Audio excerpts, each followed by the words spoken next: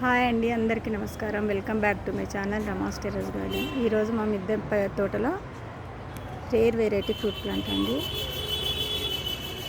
Purple లాంగన్ fruit. ఇంత ఎండలో కూడా చూడండి ఎంత బాగా వచ్చిందో ఫ్లవరింగ్, చాలా బ్యూటిఫుల్గా వచ్చింది.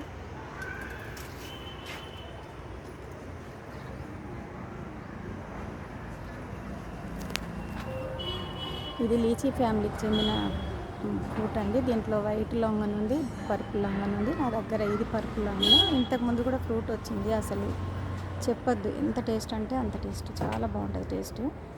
ప్రతి మిద్దె తోటలో పెంచవలసిన మొక్క అండి ఇది.